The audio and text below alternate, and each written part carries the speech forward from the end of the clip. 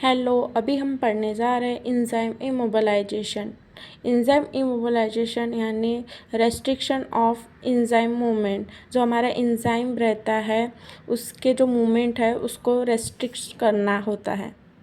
हम इंजाइम को इसीलिए रेस्ट्रिक्ट करते हैं क्योंकि बाद में हम उसका यूज़ कर सकें और जो रिएक्शन होती है उसको हम अपने हिसाब से कंट्रोल कर सकें और फ्यूचर में इंडस्ट्री में हम अपने हिसाब से एंजाइम को वर्क में ला सके, इसलिए एंजाइम इमोबिलाइज करते हैं। 2 टाइप्स के एंजाइम इमोबिलाइजेशन के मेथड है, एक है फिज़िकल मेथड और एक है केमिकल मेथड। जो केमिकल मेथड होता है इसमें हम केमिकल का यूज़ करते हैं और फिज़िकल मेथड में एक सॉलिड सपोर्ट रहता है। जैसे फर्स्ट है एडजॉर्प्शन मेथड। एडजॉर्प्शन मेथड में जैसे ये है एंजाइम्स है, वो क्या होता है, एक सपोर्ट है, एक सॉलिड सपोर्ट है, उसमें क्या करते हैं एडजॉर्ब हो जाते हैं, मतलब सरफेस पे ही रहते हैं, तो ये होता है एडजॉर्प्शन। और एब्जॉर्प्शन कैसे होता है, जैसे ये एक सॉलिड सपोर्ट है तो उसके अंदर जो है एंजाइम्स आ जाते हैं, उसको बोलते हैं एब्जॉर्प्शन। तो एडजॉर्प्शन मेथड इस तरीके से हम एंजाइम को इमोबिलाइज्ड करते हैं। तो एंजाइम रहता है और एंजाइम में हम कैरियर मिक्स करते हैं और फिर एंजाइम कैरियर में चिपक जाएगा। देन उसके बाद इस तरीके से देखिए ये कैरियर है और ये एंजाइम है, यह एंजाइम इसको स्टिक करा हुआ है, अटैच्ड हुआ है। जो एडजॉर्प्शन है वो ऐसी मेथड है जिसमें अटैचिंग और बाइंडिंग ऑफ एंजाइम जो रहता है, मॉलिक्यूल रहता है, वो सरफेस पे अटैच हो जाता है। जो इनसॉल्युबल हमारा कैरियर रहता है उस पे अटैच्ड हो जाता है। कैसे, वीक फोर्सेस से, जैसे वैन वाल्स फोर्सेस है, हाइड्रोजन बॉन्ड और आयोनिक बॉन्ड और हाइड्रोफोबिक इंटरेक्शन के थ्रू जो एंजाइम है वो कैरियर के साथ अटैच्ड रहता है। और इसमें जो कोवैलेंट बॉन्ड है वो नहीं रहता है, नहीं फॉर्म होता है। क्यों? क्योंकि कोवैलेंट बॉन्ड एक स्ट्रॉन्ग बॉन्ड है। जो वीक फोर्सेस है उससे अटैच्ड रहता है। जो इसके कॉमन कैरियर है, जो सपोर्ट्स है, वेरियस इंसॉल्युबल मटेरियल है, can be used as a carrier, जैसे कि activated charcoal, porous glass, silica gel, alumina, clay, ion exchange resins, starch और जिलेटिन बीड्स और सिंथेटिक पॉलीमर जैसे कि पॉलीस्टीरीन एंड पॉलीअक्रिलामाइड।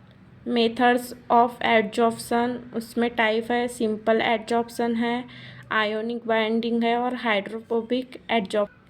जो सिंपल एडजॉर्प्शन है उसमें जो एंजाइम है वह मिक्स्ड होता है कैरियर के साथ और फिर उसको जेंटली हम स्टर करते हैं।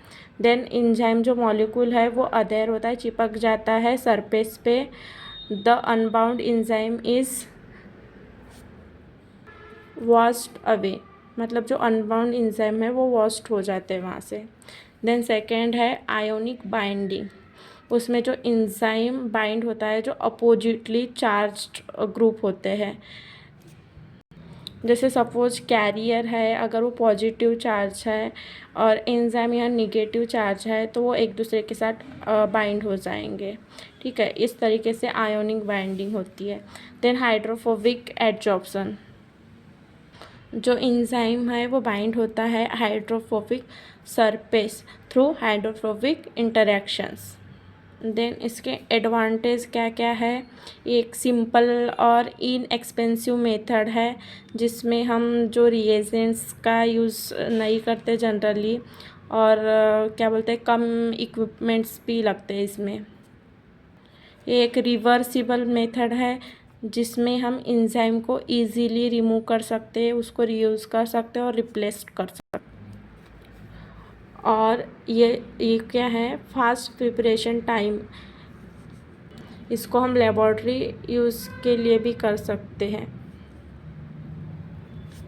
देन उसके डिसएडवांटेज क्या है, ये वीकली बाइंड रहता है कैरियर के साथ, तो जनरली ये इजीली क्या बोलता है लीक हो जाता है वह कैरियर से, और इसकी जो स्टेबिलिटी रहती है वो लिमिटेड रहती है, मतलब लॉन्ग टर्म इंडस्ट्रियल प्रोसेस के लिए ये सूटेबल नहीं होता है। इसके एग्जांपल्स है lipase, invertase, amylase and glucose oxidase. जो लाइपेज है वो adsorb on silica gel for esterification reaction, और जो इन्वर्टेज है वो इमोबिलाइज होता है ऑन एक्टिवेटेड चारकोल, और ग्लूकोज जो ऑक्सीडेज एंजाइम है वो एडजॉर्ब होता है on ion exchange resins for biosensors, और जो अमाइलेज एंजाइम होता है वो एडजॉर्ब होता है ऑन स्टार्च और अलुमिना। सो इस तरीके से हमने देखा कि एंजाइम को हम किस तरीके से इमोबिलाइज कर सकते हैं by adsorption method. Thank you.